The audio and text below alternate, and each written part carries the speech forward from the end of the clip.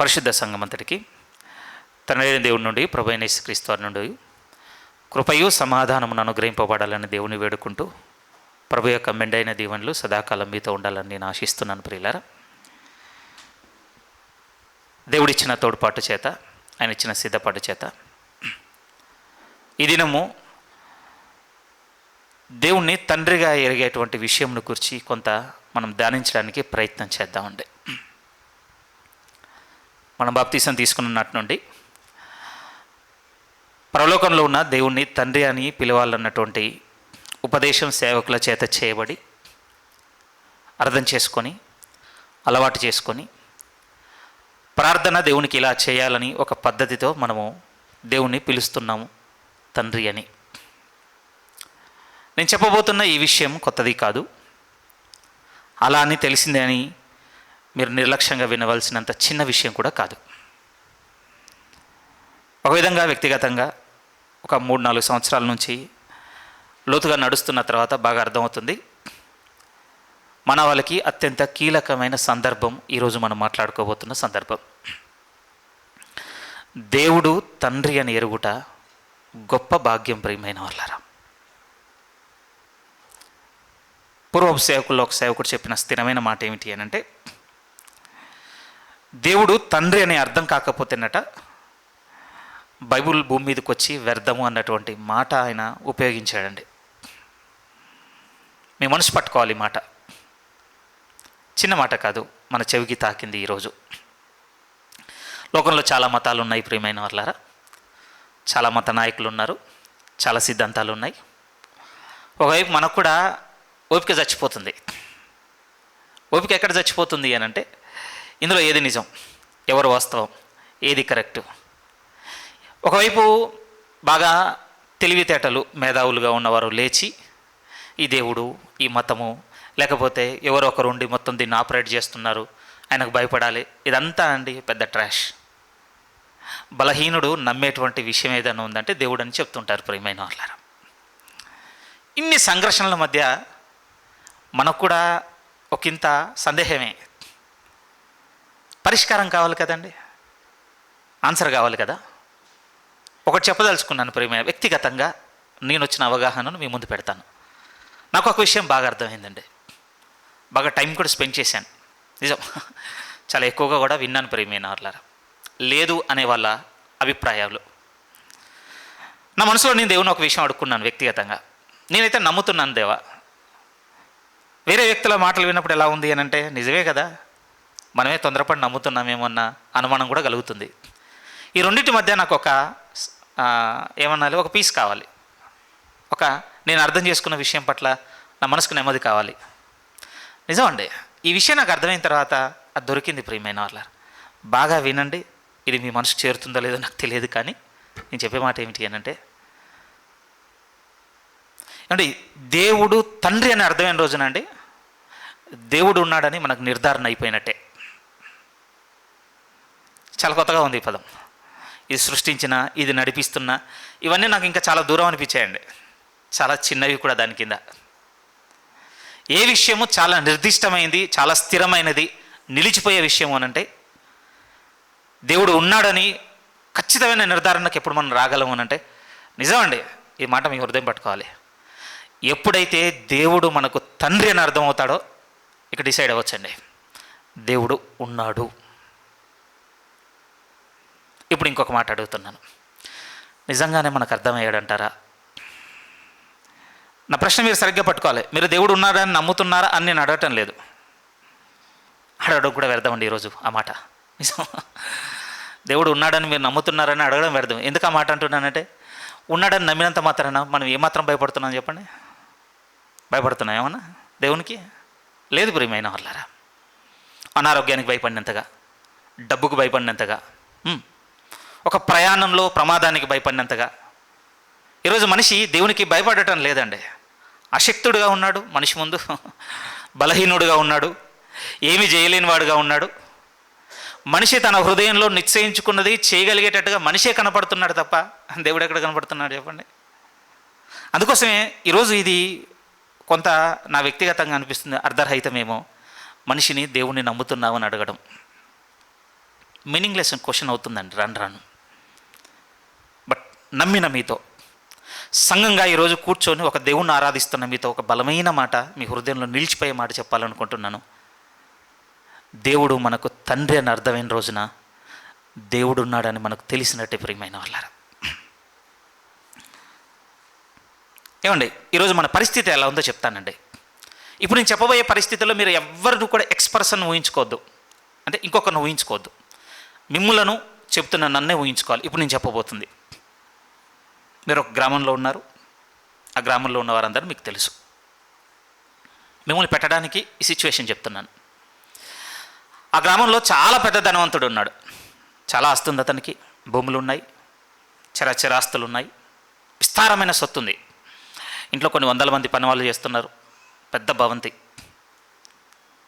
ఆ ధనవంతునికి ఒకడే కొడుకున్నాడు. కానీ ఏమనిపించిందేమో, ఆ కొడుకు ఒకరోజు మీరు అలా ఊరిలో నడుచుకుంటూ వెళ్ళిపోతుంటే మీకు రోడ్డు మీద కనపడ్డాడు. ఎలా కనపడ్డాడు అని అంటే, చిరిగిపోయిన బట్టలు, స్నానం చేయక మట్టి అట్టలుగా తల మీద కట్టుకపోయి మురికితో దుర్గంధంతో ఒక విధంగా పిచ్చివానిలా రోడ్డు మీద నడుచుకుంటూ వెళ్ళిపోతున్నాడు.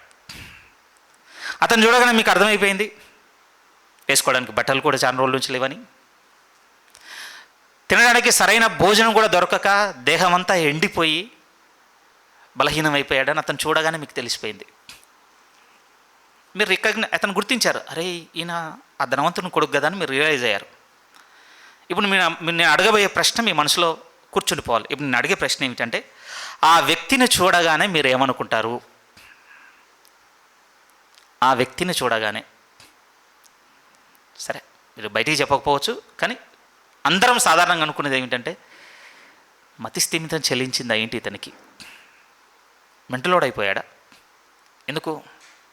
ఎంత మంచిగా చూసుకునేటువంటి స్థితి ఉంది అతనికి. గొప్ప ధనవంతుడైన తండ్రి ఉన్నాడు. నిజంగా ఎంతో విలాసముగా విశ్రాంతి తీసుకోవడానికి ఒక పెద్ద భవంతి ఉంది. అతని పనులన్నీ చేయడానికి కొన్ని వందల మంది పనులు ఉన్నారు.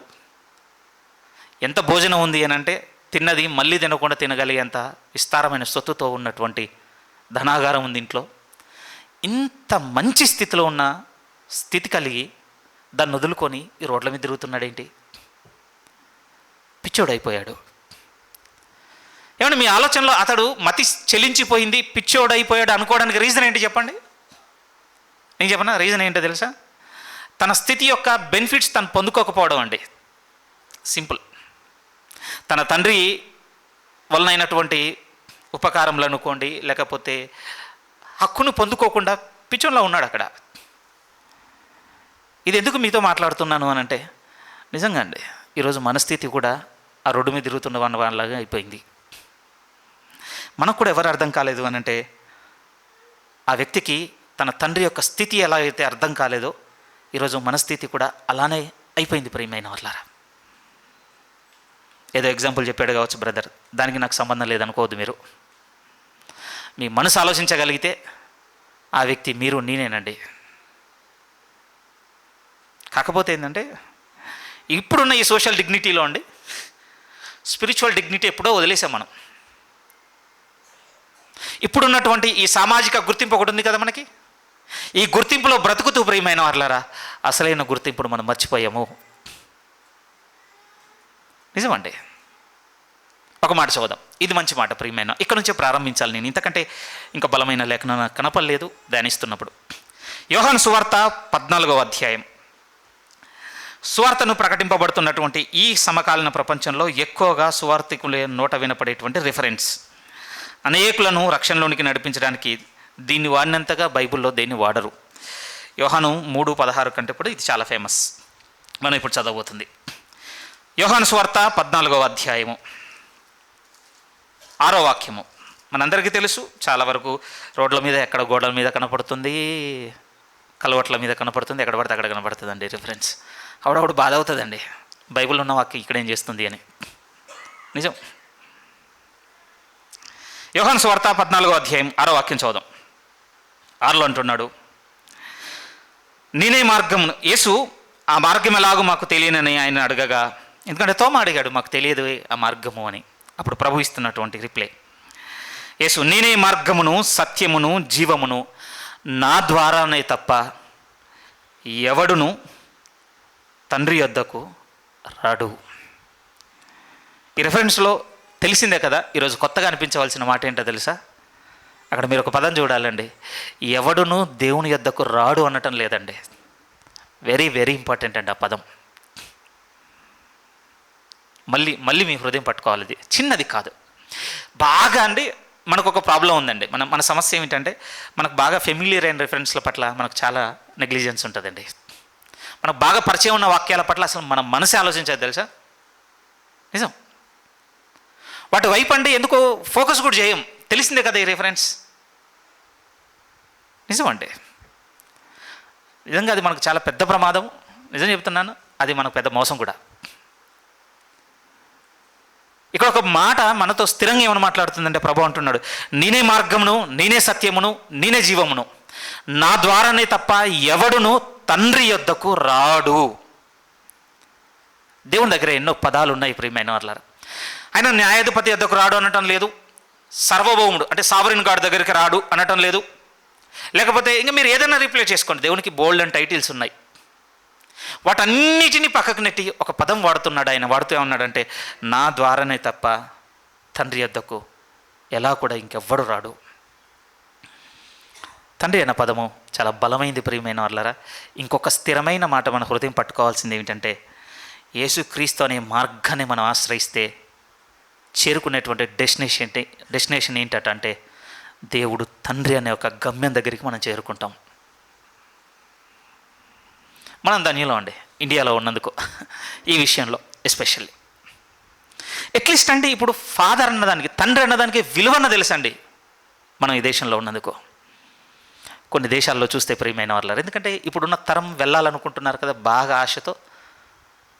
ఆ తరంలో ఏ పదానికి విలువ లేదో తెలుసా అండి? తండ్రి అన్న పదానికి అసలు విలువే లేదు అక్కడ. ఒక సేవకుడు చాలా బాధపడుతూ తన సంఘంలో ఉన్నటువంటి కాంగ్రిగేషన్ ఉద్దేశిస్తూ ఆయన బాధ చెప్పిన మాట ఏమిటి అని అంటే, చాలా అంటే బాగా హృదయానికి తగిలిందండి. ఆయన ఏమన్నాడు అని అంటే, ఇంకొద్ది రోజులలో నా సంఘానికి నేను దేవుని ఫాదర్హుడ్ గురించి నేను ఇక చెప్పలేనేమో. అసలు చాలా లోతైన మాట అండి అది, మనకు చేరకపోవచ్చు ఆ సేవకుని యొక్క ఆర్ద్రత. ఆయన ఏమన్నాడు అని అంటే, ఇక రాబోతున్న నెక్స్ట్ జనరేషన్కి నా కాంగ్రిగేషన్లో నేను ఫాదర్హుడ్, దేవుని యొక్క తండ్రి తత్వమును గురించి ఇక నేను చెప్పలేనా? ఎందుకంటే తండ్రి అన్న పదానికి విలువకు అర్థం కాని తరంగా మిగిలిపోతున్నాయండి కొన్ని దేశాలే. కానీ యేసుక్రీస్తు వారు మాట్లాడుతూ ఏమంటున్నాడో తెలుసా? నేను మార్గం అని మీరు అంగీకరిస్తే ఈ మార్గం యొక్క డెస్టినేషన్ ఏమిటి అని అంటే, దేవుడు తండ్రి అన్న చోటుకొచ్చి మీరు చేరతారు. మనకు బాగా అలవాటు అయ్యి ఉండొచ్చు ప్రియమైన వాళ్ళారా. నిజమేనండి, ఈరోజు నేను మీకు కొంచెం థియరిటికల్గా మాట్లాడుతుండొచ్చు, కొంచెం ఇన్ఫర్మేషన్ మీకు చెప్తుండొచ్చు. ఇలా దేవుడు మీకు అర్థం కావాలని ఎండింగ్లో నేను మీ పట్ల ప్రేయర్ కూడా చేస్తుండొచ్చేమో. కానీ నిజాయితీగా ముందే నేను ఒప్పుకుంటున్నాను మీ ముందు, నేను మీకు దీన్ని బయలుపరచలేనండి. నేను దీన్ని మీకు ప్రత్యక్షపరచలేను. ఎందుకు అనంటే, అది ఎవరి డ్యూటీ మీరు చూడాలి ప్రియమైన వాళ్ళారా. అక్కడికి వెళ్ళడానికి ముందు ఇంకొక మాట మాట్లాడతానండి. ఒకసారి చూడండి, హెబ్రీలకు రాసినటువంటి పత్రిక 1వ అధ్యాయము. హెబ్రీలకు రాసినటువంటి పత్రిక 1వ అధ్యాయం. ఈ వాక్యం కూడా మనం చదివినటువంటి యోహాను సువార్త 14:6 కొంచెం దృఢపరుస్తున్నట్టుగా రాయబడింది. మనం చూడొచ్చు ఆ విషయాన్ని. 1వ అధ్యాయం హెబ్రీలకు రాసిన పత్రిక 1వ అధ్యాయం మొదటి నుంచి కొంత చదువుతాను లేఖన భాగాన్ని. పూర్వకాలమందు, హెబ్రీయులకు రాసిన పత్రిక 1వ అధ్యాయం 1 నుంచి, పూర్వకాలమందు నానా సమయములలోనూ నానా విధములుగాను ప్రవక్తల ద్వారా మన పితరులతో మాట్లాడిన దేవుడు ఈ దినముల అంతమందు కుమారుని ద్వారా మనతో మాట్లాడెను. ఏ విధంగా తనను వెల్లడి చేసుకున్నాడు అనంటే, సున్నితంగా చెప్పొచ్చు ప్రియమైన వాళ్ళరా, తండ్రిగా. పూర్వకాలము ప్రవక్తల ద్వారా మాట్లాడిన దేవునికి, కుమారుని ద్వారా మాట్లాడిన దేవునికి ఏంటి వ్యత్యాసం అంటే, ఏమండి ఒకే విషయంలో నేను చెప్పగలను, ఆయనలో మార్పు లేదు, కానీ ఆయనను ప్రత్యక్షపరచుకున్నది, ఆయనను మేనిఫెస్ట్ చేసుకున్న విషయంలో మాత్రం చాలా పెద్ద మార్పు ఉందండి. 1400 ఏళ్ళుగా ఇశ్రాయేలును నడిపిస్తున్నటువంటి ప్రవక్తల ద్వారా ఇశ్రాయేలు జనాంగం ఎప్పటికీ వినని ఒక పదం ఏమిటి అంటే దేవుడు తండ్రి అని వినలేకపోయారండి వాళ్ళు. ఎందుకంటే అలా వారితో మాట్లాడలేదు దేవుడు ఎప్పుడు కూడా. కానీ దినములు అంతమంది మాత్రం తన కుమారుని ద్వారా దేవుడు ఏమని మాట్లాడాడు అని అంటే దేవుడు తండ్రి అని ఆయన బయలుపరిచాడు. ప్రియమైన వాళ్ళారా, కేవలం మాటలు మాత్రం చెప్పలేదండి, ఒక విధంగా ప్రత్యక్షపరిచాడు, డెమాన్స్ట్రేట్ కూడా చేశాడని చెప్తున్నాడండి. ఆ పదం కొంచెం లోతు. ఈరోజు నేను మీకు కేవలం పదంతో చెప్తుండొచ్చు. ఏ పదం అంటే దేవుడు మనకు తండ్రి అనే పదాన్ని మీతో చెప్తుండొచ్చు. I'm just talking with you అంతే. ఇంకా నేను కేవలం మాట్లాడుతున్నాను ఆ పదం పట్టుకొని. కానీ యేసుక్రీస్తు వారు చేసింది ఏంటంటే మాట్లాడడం కాదు ప్రియమైన వారారా, ప్రత్యక్షపరిచాడు, దాని అర్థము నిరూపించాడు. ఏమంటే యేసుక్రీస్తు వారి జీవితమును మనం ధ్యానించవలసిన అవసరం మనకు ఎందుకుంది అని అంటే ఒక తండ్రి కలిగిన కుమారుడు ఎలా బతుకుతాడో అర్థం కావాలి అంటే యేసుక్రీస్తు వారి జీవితం మనకు తెలియాలండి. ఇంకొంచెం మంచిగా చెప్తాను ప్రియమైన వాళ్ళారా, ప్రభులో ఉన్నటువంటి పరిశుద్ధతను మనం అడ్మైర్ చేస్తుండొచ్చు, బాగా ఆరాధిస్తుండొచ్చు, ఆయనలో ఉన్నటువంటి నీతి విలువల్ని మనం బాగా కొనియాడుతుండొచ్చు, ఇంకేవైనా XYZ. ఒక పరిశుద్ధ సేవకుడు చాలా మంచి మాట అన్నాడు, అది నాకు నచ్చింది ప్రియమైన. అవన్నీ బై ఫ్రూట్స్ అటండి అంతే, లేకపోతే బై ప్రోడక్ట్స్ అవి. దేనికి అనంటే ఒక తండ్రి కలిగిన కుమారునిగా బతికినందుకు వచ్చినటువంటి బై ప్రోడక్ట్స్. చాలా లోతండి అది, నిజం. పెద్ద పదాలు. దేవుడు మనకు తండ్రి అనేది చిన్న భావనగా ఉంది ఈరోజు. కానీ బైబిల్ లోతులోనికి వెళుతూ ఆ ఆలోచనతో నడుస్తూ తల నడిచేంత వరకు ప్రభు మీద కనిపెట్టుకున్న వాళ్ళ మాటలు వింటున్నప్పుడు అయ్యో ఇంత దూరం చూడాలి నా దేవుణ్ణి తెలియటం లేదా? ఈరోజు మనకి బైబిల్కి మనం బాగా దూరంగా ఉంటున్నామండి. దగ్గర ఉండి ఈ బుక్కి మీతో ఉండిపోవాలి ప్రియమైన వాళ్ళారా. నేను మనం మెడిటేట్ చేసుకుంటున్నప్పుడు నాకు చాలా ఆశ్చర్యంగా అనిపించిందండి. ప్రభు ఏమన్నాడు అని అంటే మీరు వెళ్ళండి, గ్రామాల్లోనికి వెళ్ళండి, సువార్త ప్రకటించండి.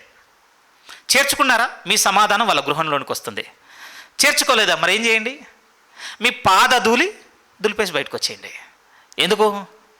రేపటి రోజున ఆ పాద ధూళి వారి మీద విమర్శలో నిలబడుతుంది, తీర్పు తీరుస్తుంది. సడన్గా నాకు ఎందుకు స్ట్రైక్ అయిందో తెలియదండి.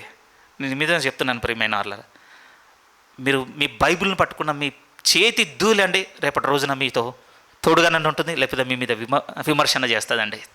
అంతే. ఇంకా నా మాట మీకు అర్థమైందా? దీంతో మనం ఎంత ఫెమిలియర్ అవ్వాలో మీతో చెప్తున్నాను. దీన్ని మనం కలిగి ఉన్నటువంటి మన బాడీకి ఒక తత్వం ఉందండి. మనం చచ్చేలోపు 900 సార్లు మారిపోద్దట మన స్కిన్. అందుకోసం చూడండి ఎప్పుడు రాలుతూ ఉంటుంది, చూసారా? కొంచెం నిజంగా మన ఇంట్లో ఆల్మోస్ట్ అంటే చాలా దుమ్ముకు రీజను మన బాడీ డస్ట్ అయినట్టు అండి అదంతా.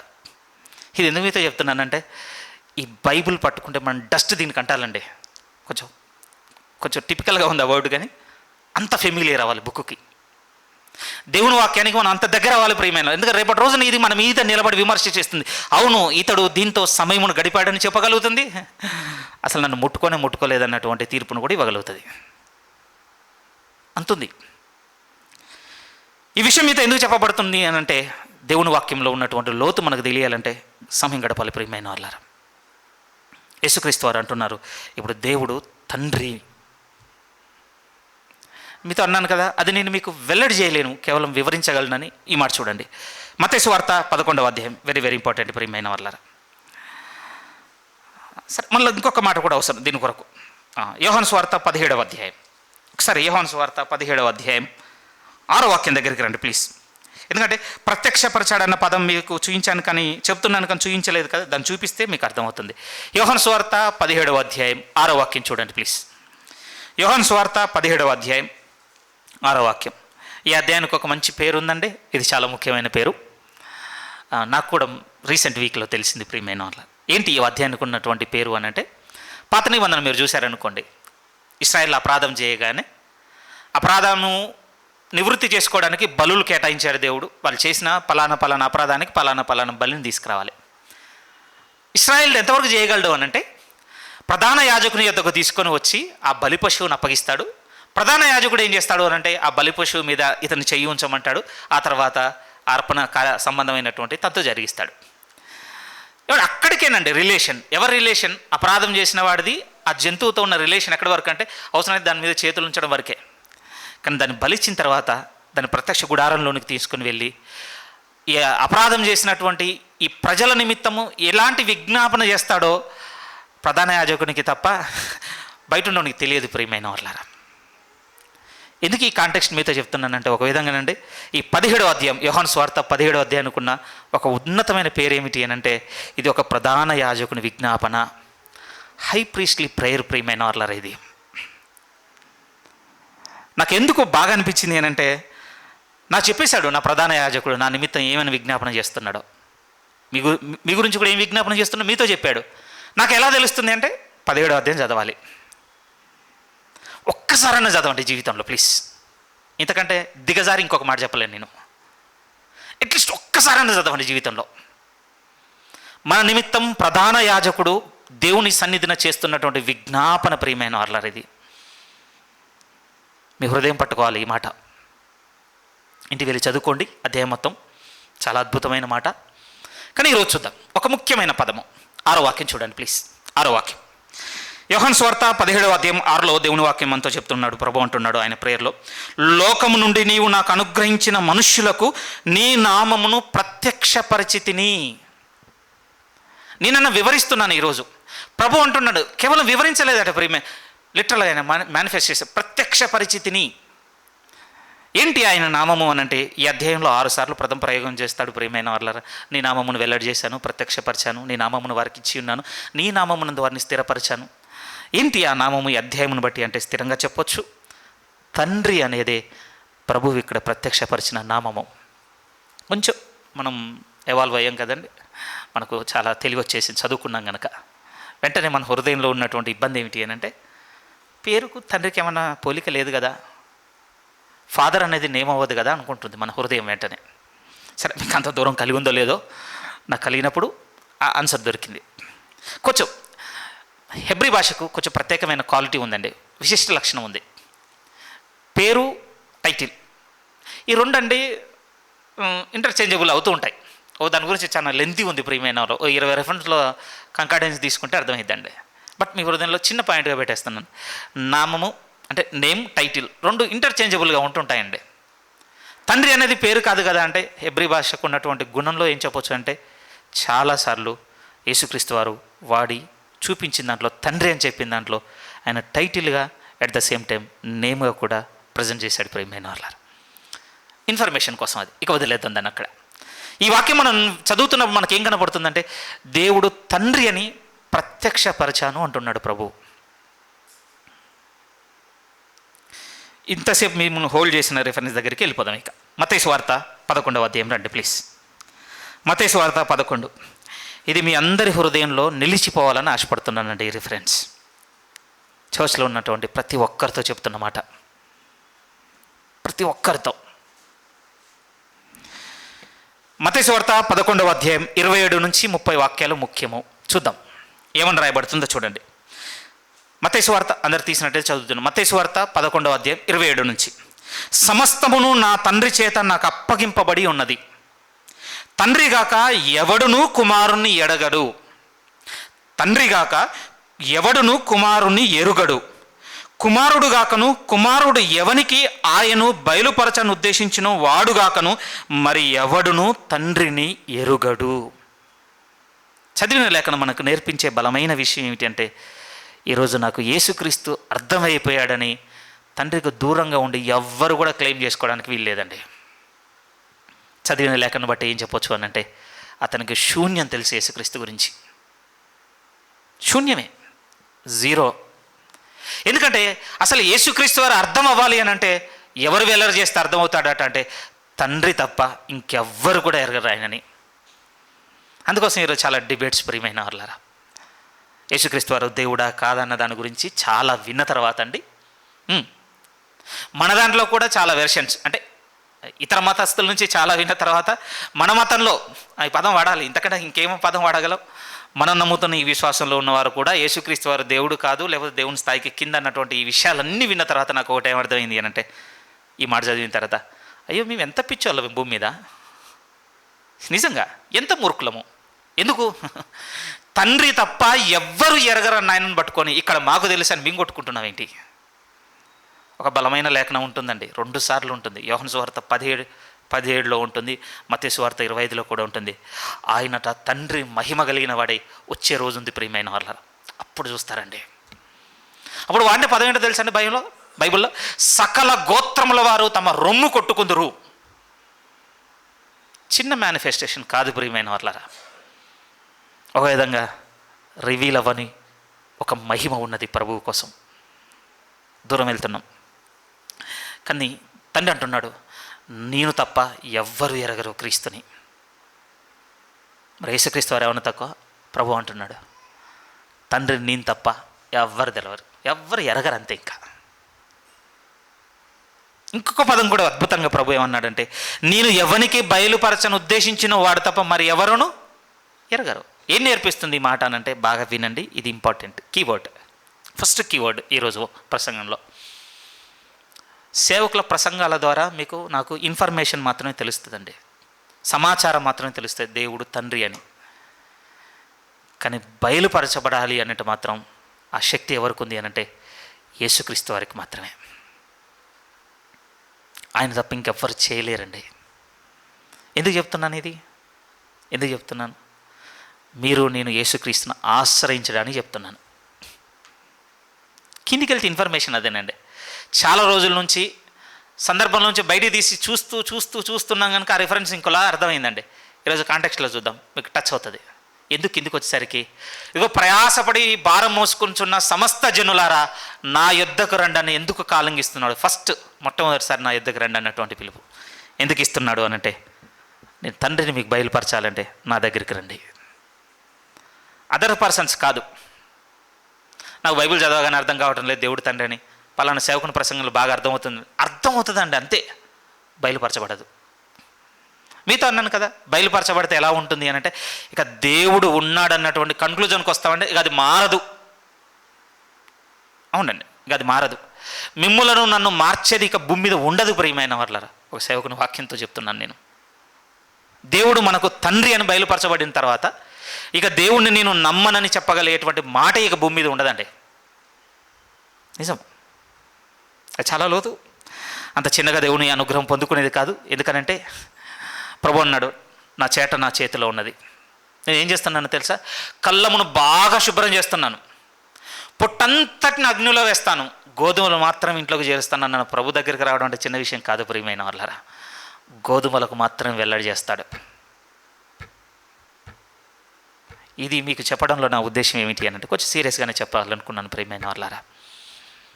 కొత్తదేం కాదు, కానీ మనం లోతు అస్సలు చూడడానికి ఇష్టపడని అంశం అయిపోతుందండి. దేవుడు మనకు తండ్రి అన్న విషయం మనం మరవకూడదు.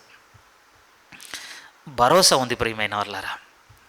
ఎలా చెప్పగలను చెప్పండి? నేను ఏ విధంగా మీ హృదయం పట్టేంతగా ఎక్స్ప్లెయిన్ చేయగలను తండ్రి యొక్క వాల్యూని? బహుశా అండి ఇది కొంచెం నాకు విచిత్రం అనిపించింది. తండ్రిని విలువ అర్థం చేసుకోలేనంత వయసుకు మనం ఎదిగిపోయామండి. అర్థం చేసుకోలేని వయసు వచ్చిన తర్వాత ఇప్పుడు తండ్రి ఇంత గొప్ప అని చెప్పవలసిన పరిస్థితి వచ్చింది. మీతో ఎలా చెప్పాను? ఇప్పుడండి పెద్దలు అయిన తర్వాత అండి బాగా తక్కువ రిలేషన్ ఎవరితో ఉంటుందంటే ఫాదర్తో ఏమైనా భయం అవుతుందండి. నిజమే. కన్వర్జేషన్ తక్కువనే అండి, అప్రోచ్మెంట్ తక్కువనే, డిసిషన్ టేకింగ్ తక్కువనే. నిజం. పెద్దలు అయిన తర్వాత ఫ్రెండ్స్కి ఇంకొకరికి ఇచ్చినంత ప్రయారిటీ అండి ఫాదర్కి ఉండదు. నేను నా జీవితంలో రిగ్రెట్ అవుతున్నాను ప్రియమైన వాళ్ళ. ఎప్పటికీ రిగ్రెట్ అవుతాను కావచ్చు. నిజం. చాలా తక్కువ అడ్వైస్ తీసుకుంటుందండి, చాలా తక్కువ ప్రాబ్లమ్ని షేర్ చేసుకుంటుంది. కానీ మనం చైల్డ్హుడ్కి వెళ్ళిపోయామనుకోండి, ఇప్పుడు మెమొరీ ఎరేజ్ అయిపోయిందండి. మన దౌర్భాగ్యం అది. మనం ఎక్కువ టైం స్పెండ్ చేసింది ఫాదర్తోనేనండి.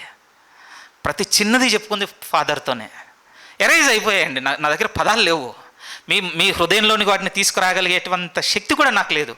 కానీ నేనేం చెప్పడానికి ఇష్టపడుతున్నాను అనంటే, తండ్రి ఇంత గొప్ప అని ఆధారపడి మనం ఆయన మీద ఉన్నప్పుడు అర్థం చేసుకోలేని వయసు అది. అర్థం చేసుకునే వయసు వచ్చేసరికి తండ్రి ఇంత అవసరం మనకని చెబితే అర్థం కానంత తల బిరుస్తాను. ఇప్పుడు చూస్తున్నారా, ఈ రెండింటి మధ్య మనం లాక్ అయిపోయామండి. అందుకోసం ప్రియమైన వాళ్ళారా, ఈ పదం చెప్పడం అర్థం చేసుకొని చాలా కష్టంగా మారిపోయిందండి. ప్రార్థనప్పుడు గుర్తు చేసుకుంటున్నాం, నిజాయితీగా అడుగుతాను ప్రియమైన వాళ్ళారా, నన్ను క్షమించండి ఇలా అడుగుతున్నందుకు, ఎందుకంటే అడుగుతున్న ప్రశ్నలు నేను కూడా ఉన్నాను. పరలోకమందున్న మా తండ్రి అని పదం చెప్పినప్పుడు తప్ప మిగిలిన ఏ సమయంలోనైనా దేవుడు తండ్రి అన్నటువంటి భావన మిమ్ములను నన్ను ఆవరించి ఉంటుందా? ఆ ప్రశ్న పట్టిందా మీ హృదయానికి? దేవుని ప్రార్థనలో పిలుస్తున్నప్పుడు మాత్రం వాడినటువంటి ఆ పదం ఉందా? సరే, దయగల తండ్రి అంటారో, మహోన్నతుడైన తండ్రి అంటారో, నీతి కలిగిన తండ్రి అంటారో, పరిశుద్ధుడైన తండ్రి, ఏదో ఒక తండ్రి టైటిల్తో అయితే పిలుస్తాను కదా. ఆ పిలుస్తున్నప్పుడు పలికినటువంటి తండ్రి అన్న పదం ఆ తర్వాత మనల్ని ఆవహించి ఉంటుందా? ఎలా ఉంటుంది చెప్పనండి? డబ్బులు అవసరమైనప్పుడు మన నాన్న గుర్తొచ్చినట్టుగానే ఉంటుందండి భూ సంబంధంగా. చేంజ్ ఏమన్నా ఉందా చెప్పండి? లేదు ప్రియమైన వాళ్ళారా, నిజం.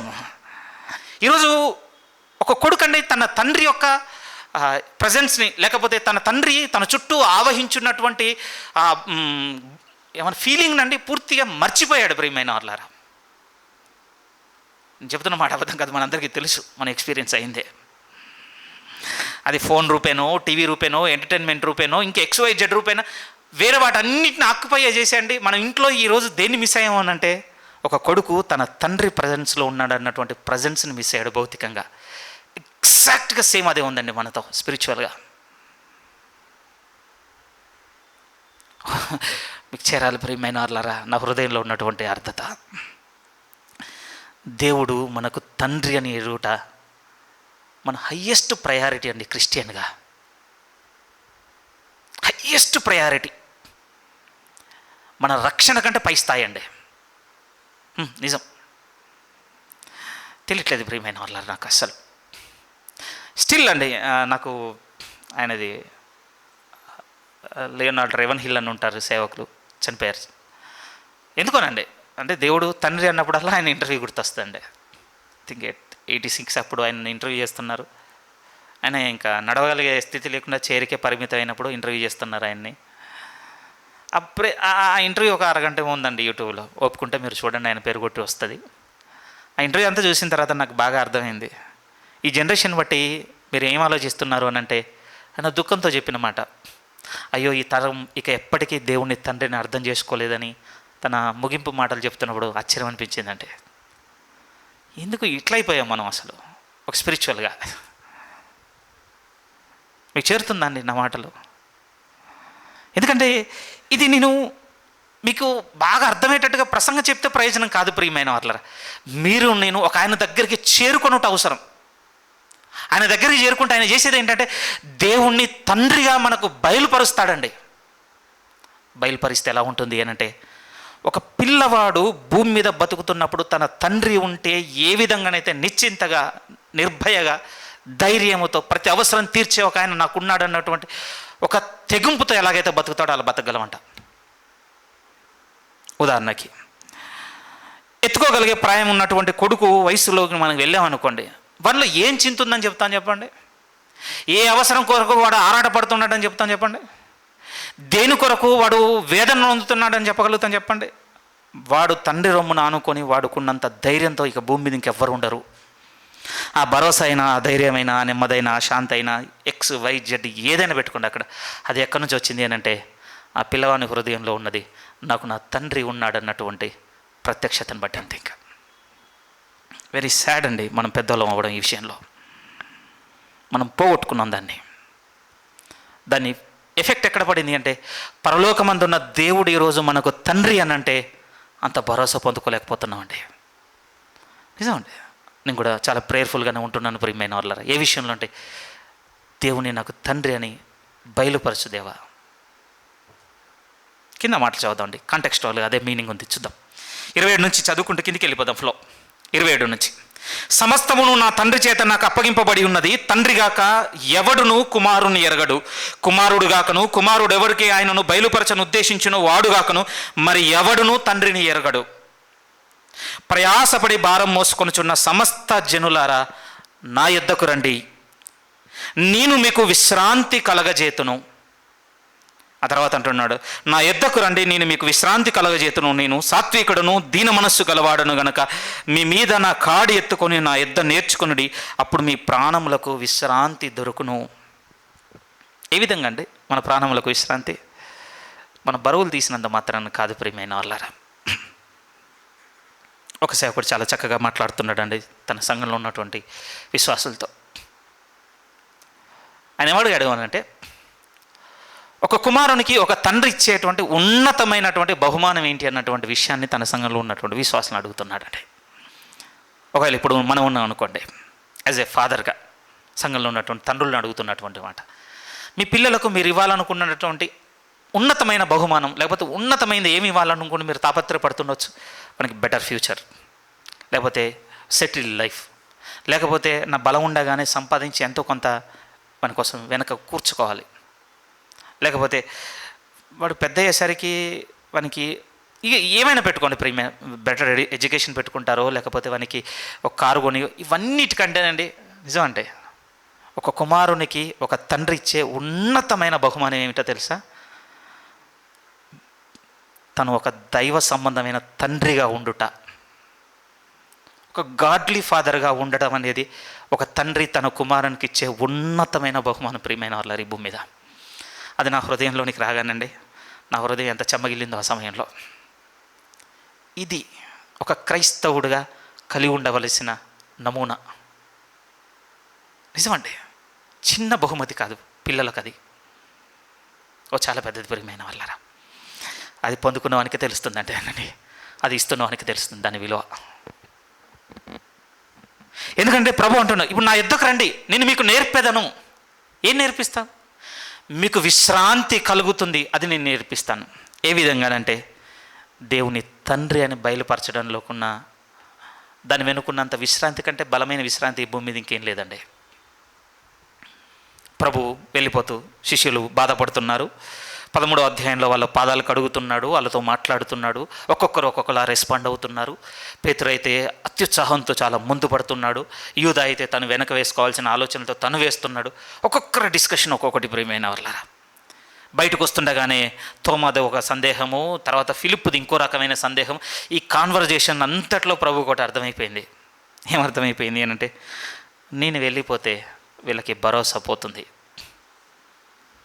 ఇంకొక మాటలో చెప్పొచ్చు, నేను వెళ్ళిపోతే వీళ్ళకి ఇక నెమ్మది ఉండదు. అప్పుడు ప్రభువు వాడిన పదమే, ప్రియమైన వాళ్ళరా, నా శాంతినే మీకు అనుగ్రహించి వెళ్ళుచున్నాను. యోహాను సువార్త 14వ అధ్యాయంలోనికి రండి ప్లీజ్. యోహాను సువార్త 14వ అధ్యాయము. యోహాను సువార్త 14వ అధ్యాయము 27వ వాక్యం. 25 నుంచి చదువుదామండి, ఎందుకు బ్రేక్ చేయాలి. 25 నుంచి, నేను మీ వద్ద ఉండగానే ఈ మాటలు మీతో చెప్పి తిని. చాలా మాటలు చెప్పాడండి, పైన చాలా బాగుంటాయండి. నేను తండ్రి ఏకమై ఉన్నామని నమ్మండి. రెండవ మాట, మీకు ఒక ఆదరణకర్తను పంపిస్తాడని నమ్మండి. మూడవ మాట, మీరు నా మాటలను ప్రేమించి నా మాటలను గైకొని మీరు నా మాటలను అవలంబించిన ఎడల నేనును తండ్రి మీ యొద్ద నివాసము చేస్తామని కూడా నమ్మండి. ఈ మాటలన్నీ చెప్పిన తర్వాత, అంటే మీ వద్ద ఉండగానే ఈ మాటలన్నీ మీతో చెప్పి తిని, ఆదరణకర్త అనగా తండ్రి నా నామమును పంపబోవు పరిశుద్ధాత్మ సమస్తమును మీకు బోధించి మీతో చెప్పిన సంగతులన్నీ మీకు జ్ఞాపకం చేయును. 27, శాంతి మీకు అనుగ్రహించి వెళ్ళుచున్నాను, నా శాంతిని మీకు అనుగ్రహించుచున్నాను. ఏంటి చెప్పండి? ప్రభు ఇచ్చిన పీస్, దానికి ఒక ఫామ్ లేదటండి. శాంతికి రూపం లేదు ప్రియమైన వాళ్ళారా, పొందుకొనుట మాత్రమే. ఇక్కడ ప్రభు అనుగ్రహించి వెళ్ళిపోయిన శాంతి ఏంటి? చాలా సీరియస్గా వినగానే సింపుల్గా ఉంటుంది, కానీ వెరీ ఇంపార్టెంట్ అండి. దేవుడు తండ్రి అని మనకు వెల్లడి చేసి వెళ్ళిపోతే ప్రభు మనకిచ్చిన శాంతి. ప్రియమైన వాళ్ళారా,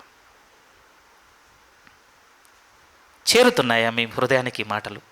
వినడానికి ప్రయత్నం చేస్తున్నారు ప్రియమైన వాళ్ళారా? ఏమండి, ఎంత అంటే మీకు తెలిసిపోవాలి.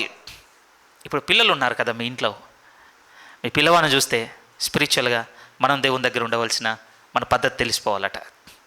దేని గురించి చింతన చూయిస్తారు వారిలో? దేని గురించి అశాంతిని చూయిస్తారు చెప్పండి వారిలో? ఓకే, ఫిజికల్ పెయిన్ గురించి అయితే సఫర్ అవుతుండొచ్చు, వాళ్ళకు నొప్పి కలిగింది అనుకోండి, గాయమైంది అనుకోండి, బాధపడుతుండొచ్చు.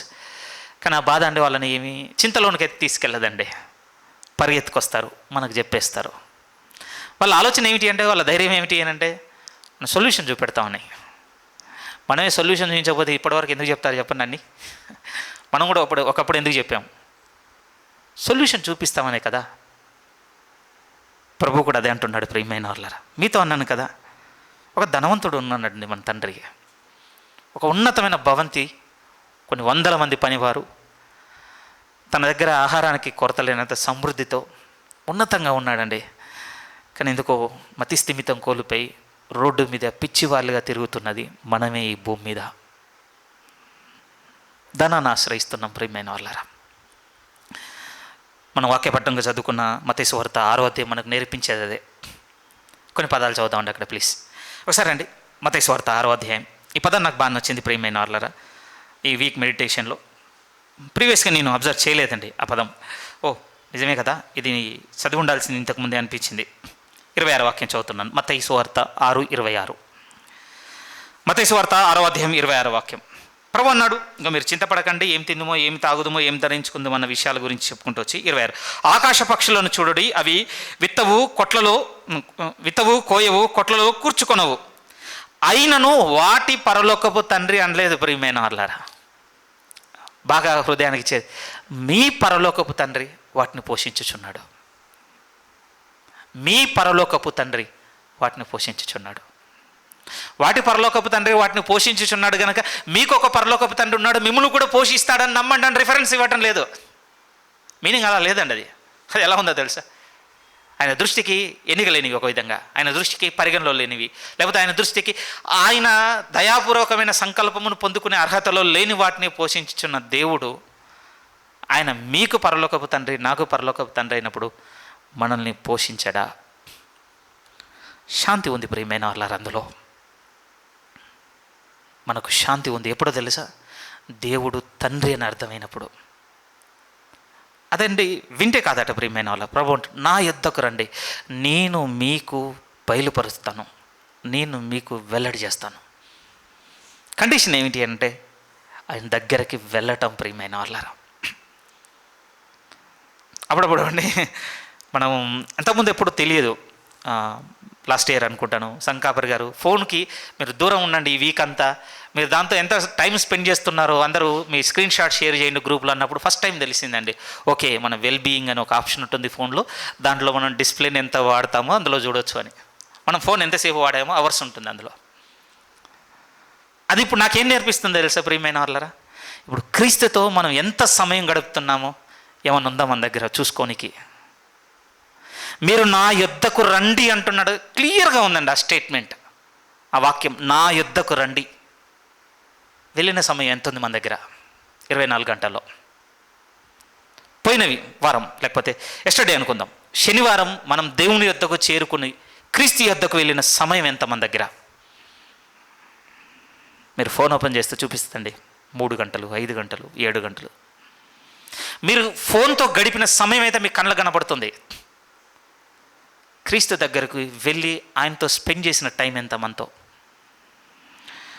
అసలు టైం లేదన్న వాళ్ళ దగ్గర శాంతి అస్సలు ఉండదు ప్రియమైన వాళ్ళారా. వాడు ఎప్పటికీ చూడండి తన జీవితంలో నెమ్మది, శాంతి. ఎందుకంటే అనుగ్రహించేట ఆయన దగ్గరికి పోతే కదా. పురికొల్పబడుతున్నారా మీరు? నా జీవితంలో నా సమయమును నా ప్రభువుతో నేను గడపాలన్నటువంటి ఆలోచనకు మీరు పురికొల్పబడుతున్నారా? ఎవరిని చూసే సమయం కాదు ప్రియమైన వాళ్ళారా. ఎవరి అభిప్రాయాల మీద ఆధారపడే సమయం అంతకన్నా కాదు. మీరు వ్యక్తిగతంగా దేవుడు, నేను వ్యక్తిగతంగా నా దేవుడు, అంతే. ఇప్పుడున్న పరుగు అదే, ఇంకే పరుగు లేదండి మన చుట్టూ. ఇక పోషణ అంటారా, వాటి గురించి మన అవసరాలు అంటారా, మీ పరలోకపు తండ్రి వాటిని పోషించుచున్నాడు. ధనం గురించి చెప్పిన దగ్గరే చెప్పాడండి ప్రభు, వేరే ఇంకెక్కడో చెప్పి మనం కలుపుకోమనలేదు. దేనికోసమైతే ఈరోజు వెంపర్లాడుతున్నామో, దేనికోసమైతే ఆశపడుతున్నామో దాని దగ్గర మాట్లాడుతూ మీ తండ్రి అయినా మనం ప్రార్థనగా ఎవ్రీ సండే చేసే ప్రేయర్ ప్రియమైన వాళ్ళారా, మీకు అక్కరగా ఉన్నవేవో ఆయనకు తెలియను. రీసెంట్ మెడిటేషన్లో చాలా మనసుకు బాగా అనిపించిందండి.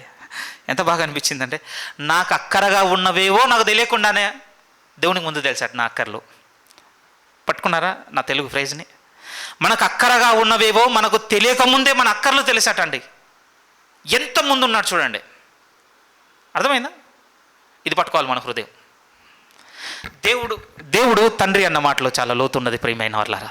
చేరాలి మీ హృదయ తీరాలకు ఆ మాటలు చేరాలి. ప్రభు అంటున్నాడు, మీరు నా యుద్ధకు వచ్చి నా కాడి ఎత్తుకొని నా యుద్ధ నేర్చుకునండి. నేనేం బయలుపరుస్తానంటే దేవుడు తండ్రి. ఇక్కడ నేను ఇంకా ఎక్స్టెండ్ చేయడానికి ఏం లేదండి నా చేతిలో. నేను చెప్పవాలనుకున్నది చెప్పేశాను ప్రియమైన వాళ్ళరా. నేను 2 విషయాలు చెప్పాలనుకున్నాను. దేవుడు తండ్రి అని తెలవడం మన గొప్ప భాగ్యము, కానీ అది మనుషులు చేయగలిగేది కాదండి. అది కేవలం సాక్షాత్తు తన కుమారుడైన యేసుక్రీస్తు వారు ఎవరికైతే బయలుపరుస్తాడో వారు మాత్రమే ఏమేమి ఎరగగలరంటే దేవుడు తండ్రి అని ఎరగగలరు. తెలుసుకోవడానికి మించిందండి ఆ స్థాయి ఎరుగుట. ఇప్పటివరకు మనకు తెలుసు, పదాల రూపేణ తెలిసి ఉండొచ్చు. బట్ నేను నన్ను ఎక్కడికి చేరాలని ఆశపడుతున్నాను అంటే ప్రభువు బయలుపరిచిన చోటికి చేరాలని ఆశపడుతున్నాను. అలా చేరితే ఎలాంటి జీవితం మనలో ఉంటుంది అని అంటే, ఒకటైతే మీతో చెప్పాను, శాంతి ఉంటుందండి. మనం దేని గురించి కూడా ప్యానిక్ అవ్వం ప్రియమైన వాళ్ళరా.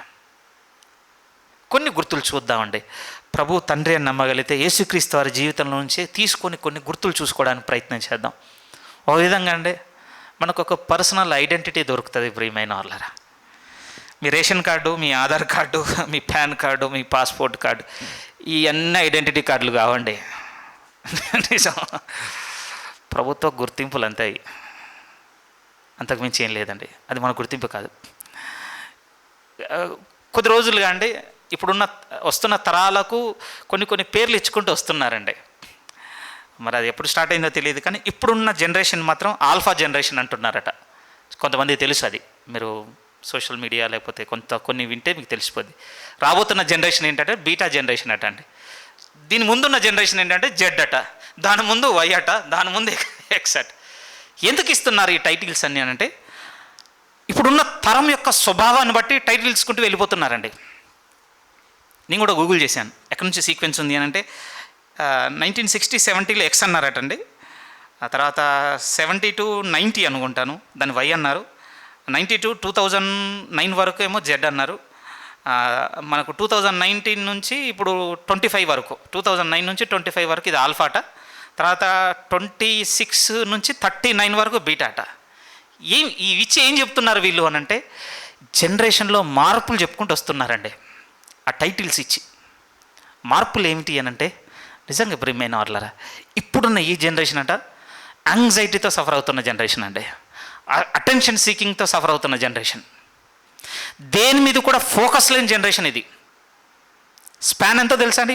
మన ఏకాగ్రత యొక్క ఏమనాలి మీరు దాని నిడివి ఎంతో తెలుసా? సెకండ్స్కు డ్రాప్ అయిందామండి. ఈ ఫోన్ మహా పుణ్యమా అని, అందులో ఉన్నటువంటి సోషల్ యాప్ల పుణ్యమా అని జరిగిన మేలు. నేను కూడా ఈ వీక్ అంతా ఫోన్ పక్క పెడితే నాకు తెలిసిందండి ఎంత అడిక్ట్ అయ్యాను ఫోన్కి అని. సెకండ్లలో దాన్ని ముట్టుకోవాలన్న ఫీలింగ్ అండి, సెకండ్లలో అన్లాక్ చేసుకొని చూసుకోవాలన్న ఫీలింగ్.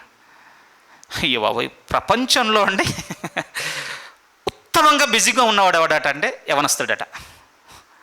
టైం దొరకలేదు. ఏమొచ్చాయి ఇప్పుడు, అందులో ఏం పోస్ట్ చేశారు, ఎవరేం స్టేటస్ మార్చారు, ఏదో ఉంటుందట కానీ దాంట్లో ఉన్న సెకండ్స్లోనే వాళ్ళు పెట్టుకున్న స్టేటస్ పోద్దట. దాంతో ఏం చేయాలి, సెకండ్స్కి ఒకసారి దాన్ని చూసుకోవాలి.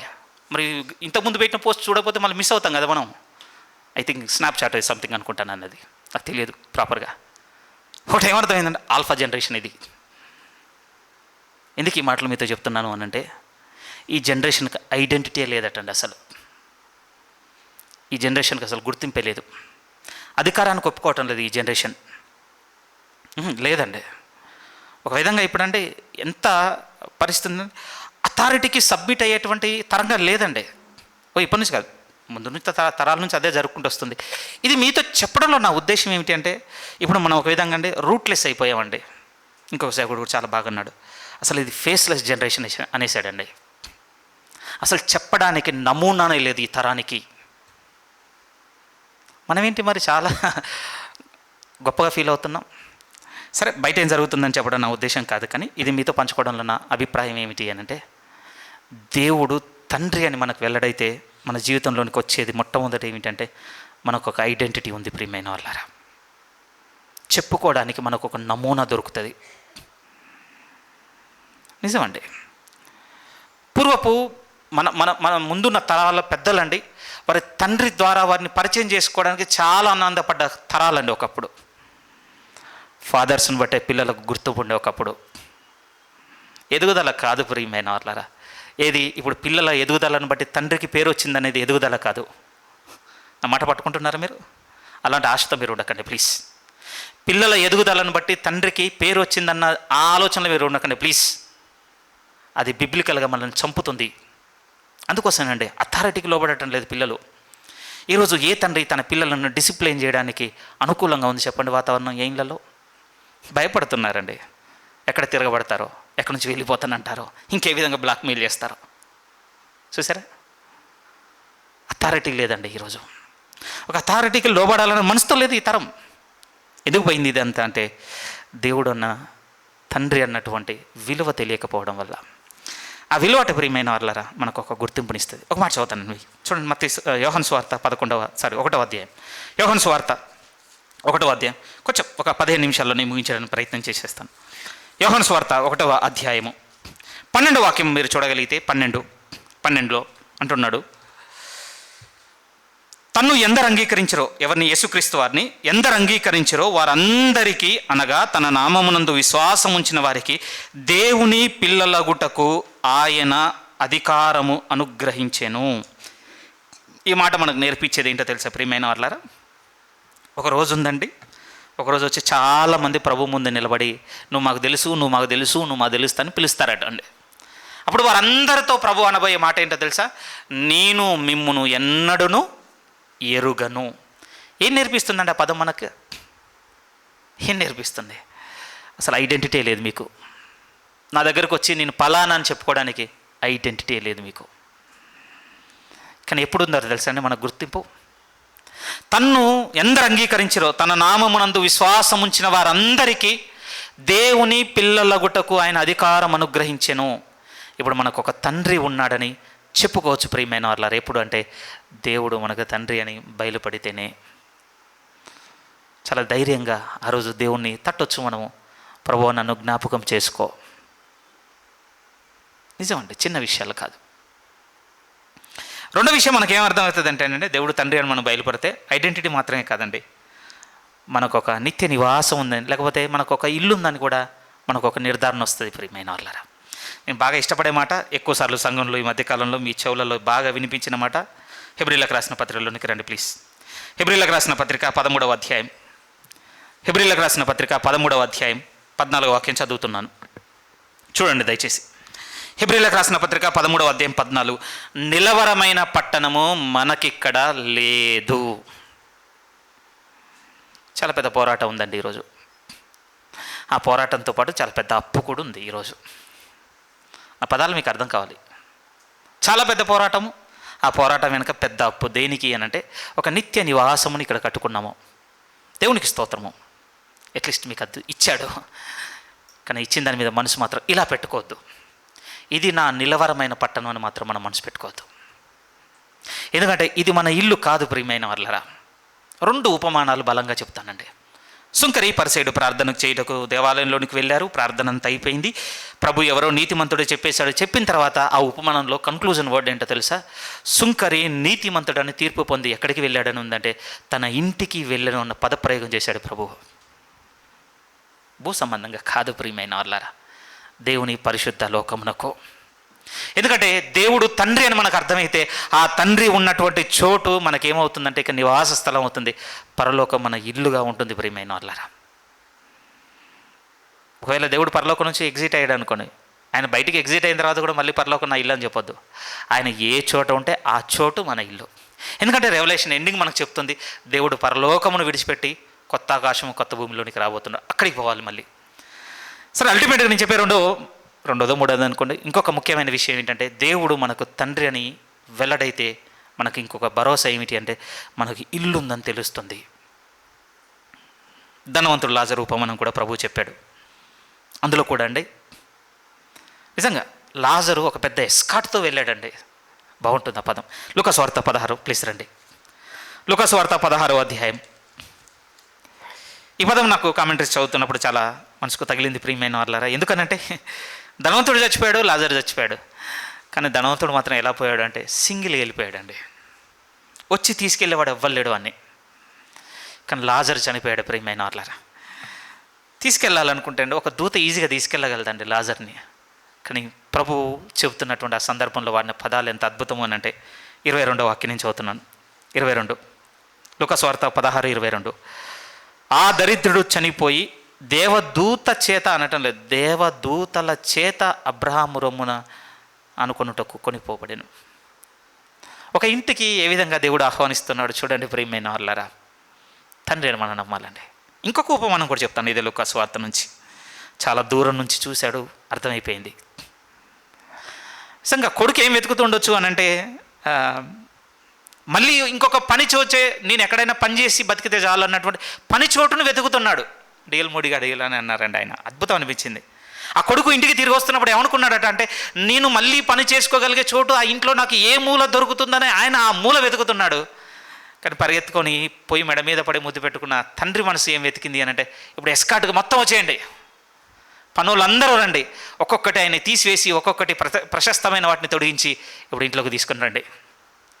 ఏమర్థం అవ్వాలి అని అంటే, ఈ ఉపమానాల ద్వారా మన ఇల్లు మనకు తెలియాలి. నిలవరమైన పట్టణం అనేది ఇది కాదు ప్రియమైన వాళ్ళారా. ఈ నిలవరంగా లేని ఈ చోట అశాంతితోనే ఉంటామండి మనం దీనికోసం పోతే. నక్కలకు బొరియలు ఉన్నవి, ఆకాశ పక్షులకు గూళ్ళు ఉన్నవి, కానీ ఆయన హృదయంలో శాంతి ఉంది ప్రియమైన వాళ్ళారా. ఎందుకు ఇంత విచారం మనకి? ఒకటి మాత్రం షూర్ అండి, దేవుడు తండ్రి అని వెల్లడి కాకపోవటం. ఇంకొక పదం కూడా చెప్పగలను, దేవుడు తండ్రి అని వెల్లడైతే మన హృదయంలోనికి వచ్చి ఇంకొక బలమైనటువంటి ఫీలింగ్ ఏమిటి అంటే, సెక్యూరిటీని చూస్తామండి మనం, భద్రతను. నిజం ప్రియమైన వాళ్ళరా, సంపూర్ణ భద్రత దొరుకుతుందండి మనకి. ఆ భద్రత మనకు చాలా అవసరం ప్రియమైన వాళ్ళరా. ఇన్సెక్యూరిటీ ఉందనుకోండి, అభద్రత అనేది ఎంత ప్రమాదం అని అంటే అన్నిటికీ ప్రాబ్లం అండి. మనం చాలా ఇబ్బంది పడతాం, మనలో భయం ఉంటుంది, ఒక విధంగా కాన్ఫిడెన్స్ ఉండదండి, విశ్వాసం ఉండదు, ఆత్మవిశ్వాసం అనుకోండి. ఒక విధంగా మనం సిగ్గా కూడా ఉంటాం ప్రియమైన వాళ్ళరా ఇన్సెక్యూరిటీని బట్టి. బట్ భద్రత అనేదండి ధైర్యాన్ని ఇస్తుందండి, నెమ్మదిని ఇస్తుంది, ఒక విధంగా కాన్ఫిడెన్స్ని ఇస్తుంది. నిజం, సెక్యూర్గా ఉన్న వారిలో ఇవన్నీ మనం చూడగలం. ఎందుకు ఈ మాట చెప్తున్నాను అంటే, దేవుడు మనకు తండ్రి అని అర్థమైన రోజున ప్రియమైన వాళ్ళారా మనం ఏం చూడగలం అంటే, ప్రభువులో సంపూర్ణమైనటువంటి భద్రతను మనం చూసుకోగలం. కొన్ని వాక్యాలు చదవండి. మత్తయి సువార్త 10వ అధ్యాయం ప్లీజ్. లేఖనాలు మనతో మాట్లాడితే ఇంకా బాగుంటాయి నా ఎక్స్ప్లెనేషన్ కంటే. మత్తయి సువార్త 10వ అధ్యాయం 29 వాక్యం చదువుకుందాం. మత్తయి సువార్త 10వ అధ్యాయం 29. 2 పిచ్చుకలు కాసుకు అమ్మబడును కదా, అయినను మీ తండ్రి సెలవు లేక వాటిలో ఒకటైనను నేలపడదు, మీ తల వెంట్రుకలన్నయు లెక్కింపబడి ఉన్నవి గనక మీరు భయపడకండి. ఏం నేర్పిస్తుందండి ఈ మాట? నా సెలవు లేకుండా ఏది జరగటం లేదు. చాలా లోతు ప్రియమైన వాళ్ళారు. ఇది మనల్ని ఆవహించి ఉండాలండి. అప్పుడు కంప్లైనింగ్ ఆపుతాం ప్రియమైన వాళ్ళారు, ఇతరులను అక్యూజ్ చేయడం ఆపుతాం, ఇతరుల మీద ఉన్నవి లేనివి చెప్పి మన సెల్ఫ్ రికగ్నిషన్ ఆపేస్తామండి. నాకు గుర్తింపు వచ్చేటివన్నీ కాపాడుకోవాలంటే ఎదుటోని గుర్తింపుని తీసేస్తే నాకు ఐడెంటిటీ వస్తుంది, ఈ పిచ్చి పిచ్చి ప్రయత్నాలన్నీ ఆపేస్తాం. ఎప్పుడు అనంటే ఒక ఆయన భద్రతగా చూసుకునే ఆయన చేతిలో నేను ఉన్నానన్న ఆలోచన మనలో ఉన్నప్పుడు. ఎందుకంటే ఆయన భద్రతను జాటి జరుగుతున్నవి ఏవైనా మనలో, దాని అర్థం ఏంటి? ఇలా చెప్పొచ్చు, కొంచెం కఠినంగా ఉంటుంది, దేవుడు నన్ను క్షమించును గాక. ఎవరైతే సెక్యూర్ చేస్తున్నారో ఆ సెక్యూర్ చేస్తున్న ఆయనే డోర్ ఓపెన్ చేసి లోనికి రాణిస్తున్నాడు. నా మాట మీకు అర్థమైంది కదా? మన జీవితంలోని కొన్ని వస్తున్నాయి అని అంటే, ఎవరైతే మనల్ని సంరక్షించడానికి మనం నమ్ముతున్నామో ఆయన ఉన్న తర్వాత కూడా మన జీవితంలో కొన్ని వస్తున్నాయంటే డోర్ తీసి లోపలికి ఎలవ్ చేస్తుంది ఆయనే. ఆయన ఎలవ్ చేస్తున్నాడు అనంటే నిరభ్యంతరంగా ఒకటి నమ్మాలి, అది మనకు అవసరం కనుకనే ఎలవ్ చేశాడంతే. ఇంకా ఒకడు నిందించినా అండి, ఒకడు మన గురించి చెడు చెప్పినా, ఒకడు మనకు మేలు చేసినా, ఒకడు మన దుఃఖానికి కారణమైనా, ఏదైనా ప్రియమైన వాళ్ళరా ఒక భద్రత కలిగిన ఆయనే తన భద్రత ద్వారమును తెరిచి లోనికి ప్రవేశించని అనుమతించాడు తప్ప ఆయన అనుమతి లేకుండా అది జరిగింది. ఏం నేర్పించాలి అని అంటే, మనకున్నటువంటి ఈ టోటల్ సెక్యూరిటీని మనం చూడగలుగుతున్నప్పుడు ప్రియమైన వాళ్ళరా ఇక ఇతరులను ఇబ్బంది పెడుతుంది చాలు. మేము హృదయం కాదు తెలియాలండి, నిందిస్తుంది చాలు మన పరిస్థితులను. ఇది నీ వల్లనే జరిగింది, ఆ రోజు నువ్వు చెప్పిన వినకుండా చేసావు, అందుకని ఇట్లా అయింది, చూసా ఎంత ఇబ్బంది పడుతున్నావు ఈరోజు. ఇవన్నీ ఆగిపోతాయండి. టైం తీసుకుంటుంది. ఎప్పుడు ప్రభు యొద్దకు మనం ఎంతగా చేరుకొని ఆయన కాడి ఎంతగా పెట్టుకొని ఎంతగా నేర్చుకుంటే అంత తొందరగా బయటపడతాం. యోహాను సువార్త 10వ అధ్యాయం, ఇది కూడా ఇంపార్టెంట్ రిఫరెన్స్ అండి, ప్లీజ్ చూడాలి. యోహాను సువార్త 10వ అధ్యాయం, యోహాను సువార్త 10వ అధ్యాయం, ఇది కూడా 29వ వాక్యం చదువుదాం. 29 యోహాను సువార్త 10వ అధ్యాయం 29 లేఖనం ప్రభు మాట్లాడుతూ అంటున్నాడు, వాటిని నాకిచ్చిన నా తండ్రి అందరికంటే గొప్పవాడు. ఇక్కడ గొర్రెల కాపరిగా తనను పెట్టుకొని, గొర్రెలుగా తన యొద్దకు వస్తున్న వారిని పెట్టుకొని మాట్లాడుతున్న మాటలు. ఆ గొర్రెల గురించి మాట్లాడితే ఏమంటున్నాడంటే, ఇదిగో వాటిని 29 నుంచి అవుతున్నాను, ఇదిగో వాటిని నాకిచ్చిన నా తండ్రి అందరికంటే గొప్పవాడు గనక నా తండ్రి చేతిలో నుండి ఎవడును వాటిని అపహరింపలేడు.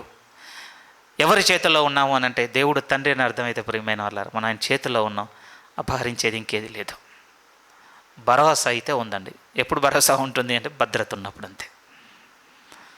చిన్న మాట, ఆ భద్రతగా అంటే మనల్ని సెక్యూర్గా చూసుకునేటువంటి ఆయన చేతుల్లోనే మనం ఉన్నామో చూసుకోవాలి. ఇప్పుడు ఒక తండ్రి చేతిలో పిల్లవాడు ఉన్నట్టుగా ఈరోజు మనం ఉన్నామా లేదనేది ప్రశ్న ప్రియమైన వాళ్ళారు. వ్యక్తిగతంగా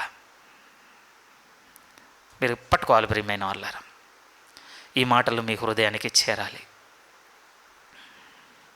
ఇదంతా మీతో మాట్లాడడంలో నా ఉద్దేశం ఏమిటి అనంటే, ఇంతగా దేవుడు మనకు దగ్గరగా ఉన్నప్పుడు ప్రియమైన వాళ్ళారా మనం చేయగలేదు ఇంకొకటే ఉందండి, ఆయనకి ఇష్టలమై బ్రతుకుట. ఇంతసేపు అంటే దేవుని దగ్గర నుంచి మనం ఏం పొందుకుంటామో మీతో చాలా చెప్పడానికి ప్రయత్నం చేశాను. మరి ఇంత దగ్గరగా ఉన్న దేవునికి తిరిగి మనం ఇవ్వాల్సింది ఏదైనా ఉంది అనంటే ఆయనకి ఇష్టలమై బ్రతుకుట ప్రియమైన వాళ్ళారా. ఒక వ్యక్తి జీవితంలో అన్నట్టండి అత్యంత దుర్భరమైన పరిస్థితి ఏమిటి అనంటే, మన పట్ల మన తండ్రి మనసు చచ్చిపోవట. నిజం ప్రియమైన వాళ్ళారు, ఆ పెయిన్ కొంచెం నా జీవితంలో కొన్నిసార్లు చూడవలసిన పరిస్థితి ఏర్పడింది. నేను మీద చెప్పాలనుకుని కూడా ఈ మాట మీ హృదయం పట్టుకోవాలి ముగింపులోది. మన జీవితంలో అత్యంత దుర్భరమైన పరిస్థితి ఏమిటి అనంటే, మన తండ్రికి మన పట్ల మనసు చచ్చిపోవట. ఎందుకు అలా జరుగుతుంది అనంటే, తండ్రికి ఇష్టడుగా లేకపోతే తండ్రి పిల్లల పట్ల ఆలోచన చచ్చిపోతుందండి. మీరు అనుకోవద్దు, మా నాన్న ఇంకా ప్రేమిస్తున్నాడు కనుక నాకు అట్లాంటి పరిస్థితి ఏం లేదు, సో నేను ఏదేం చేయొచ్చు. లేదు, దేవుని ప్రేమను బట్టి ఓర్చుకుంటున్నారంతే, మనల్ని ఓర్చుకుంటున్నారంతే. మారాలండి మనం భౌతికంగాను ఆత్మీయంగాను. ఈ ఒక మాట చూడండి, కొరింథీయులకు రాస్తున్నటువంటి 2వ పత్రిక 5వ అధ్యాయం. ఎందుకంటే ఈ మాట రాస్తున్నటువంటి ఈ సేవకునికి స్ఫూర్తి ఎవరంటే యేసుక్రీస్తు వారే. యేసుక్రీస్తు వారు కూడా బతుకున్నప్పుడు చెప్పిన మాటనే ఆయన ఇక్కడ గుర్తు చేసుకుంటున్నాడు. కొరింథీయులకు రాస్తున్నటువంటి 2వ పత్రిక క్లోజ్ చేస్తున్నాను, 5వ అధ్యాయం. కొరింథీయులకు రాస్తున్న 2వ పత్రిక 5వ అధ్యాయం 7వ వాక్యం నుంచి చదువుదామండి, 7 నుంచి 9 వాక్యాలు. ఈ దేహంలో నివసించుచున్నంత కాలము ప్రభువునకు దూరముగా ఉన్నామని ఎరిగి ఉండియు ఎల్లప్పుడూ ధైర్యము గలవారమై ఉన్నాము, ఎందుకంటే ఆయన తండ్రి అని తెలుస్తుంది కనుక. ఆ తర్వాత అంటున్నాడు, ఇట్లు ధైర్యము కలిగి ఈ దేహమును విడిచిపెట్టి ప్రభువునొద్ద నివసించుటకు ఇష్టపడుతున్నాము, ఎందుకంటే ఇప్పుడు నా నివాసం అక్కడ గనక. అందుకోసమేనండి వీళ్ళు వెంపర్లాడలేదు భూమి మీద వాటి కొరకు. ఈ భూమి మీద వాటి కొరకు చింత పెట్టుకున్నది లేదు ప్రియమైన వాళ్ళరా. ఇంకా స్థిరంగా చెప్తాను, ఏమి తిందుమో ఏమి తాగుదామో ఏం ధరించుకుందామో అని ఆవేదన ఉంది, అంతకన్నా లేదండి. ఒకటే చొక్కా ఉంది పౌలు గారికి, రాస్తున్నాడు తిమోతికి పత్రికను రాస్తున్నప్పుడు. రాబోతుంది చలికాలం, నిజమండి చలికాలం. చలికాలం రాకముందే నువ్వు నా దగ్గరికి రావాలని నేను ఆశిస్తున్నాను, కానీ వస్తున్నప్పుడు తిమోతి ఒక 2 వస్తువులు నువ్వు తీసుకొని రావాలి. కర్పు యొద్ద నా ఒక అంగి ఉన్నది, దాంతోపాటుగా దేవుని వాక్యములు కలిగినటువంటి పత్రములు ఉన్నవి. ఒకవేళ అంగి మిస్ అయినా పర్వాలేదు, నేను ఓర్చుకుంటాను, కానీ నువ్వు వస్తున్నప్పుడు మాత్రం కర్పు యొద్ద ఉన్నటువంటి పత్రికలు తీసుకొని రా. నాకు చాలా కళ్ళు చెమగిలుతాయి ప్రియమైన వాళ్ళ మాటలు చదువుతున్నప్పుడు. ఎన్ని బట్టలు ఉన్నాయి నాకు, మీకు కూడా. కొరటెన్ భూమి గారి గురించి చదువుతున్నానండి, చాలా వేదన కలిగిందండి. ఎందుకని తెలుసా, కొన్ని ఏండ్లు తన వృద్ధాప్యంలో కేవలం 2 జతలతో బట్టలతో బతికిందంట ప్రియమైన వాళ్ళ ఆవిడ. పూర్ అనుకోవద్దు ప్లీజ్, పెద్దది కావచ్చు కొనుక్కోలేకపోయిందని మీరు అనుకోవద్దు. ఆ గురించి చదివిన తర్వాత అర్థమైందండి తన సొమ్ము ఎంత వ్యయపరిచింది దేవుని కొరకు అని. లేదు ఆమె దగ్గర. అప్పుడు నాకు ఒకటి అర్థమైంది ప్రియమైన వాళ్ళారా, మనకు రేపటి రోజున ఇలా ఇదే నిలవరమైన పట్టం అని చెప్పుకున్న బతుకుతామేమో చివరికి ఎక్కడ దిగజారుతామంటే ఆత్మ సంబంధంగా ఇదే నా నిలవరమైన పట్టణం అన్న దాకా దిగిపోతామేమో భయం అవుతుందండి. నేను వెడలిపోయి నా ప్రభువుతో కూడా ఉండవలని నాకున్నది. అదే అంటున్నాడు, ఇప్పుడు దేహంగా దేవునికి దూరముగా ఉన్నాను, 8 చదవండి, అద్భుతమైన మాట. పౌలు గారు అనవలసిన మాట, మనం మాత్రం వినాల్సిన మాట. ఈరోజు 8లో అంటున్నాడు, ఇట్లు ధైర్యము కలిగి ఈ దేహమును విడిచిపెట్టి ప్రభువునొద్ద నివసించుటకు ఇష్టపడుచున్నాము. కావున దేహమును విడిచినను ఆయనకు ఇష్టలమై ఉండవలనని నేను మిగుల కోరుకుంటున్నాను. నా మిగుల ఆశ. ఈ సంవత్సరం మన టార్గెట్స్ ఏంటి?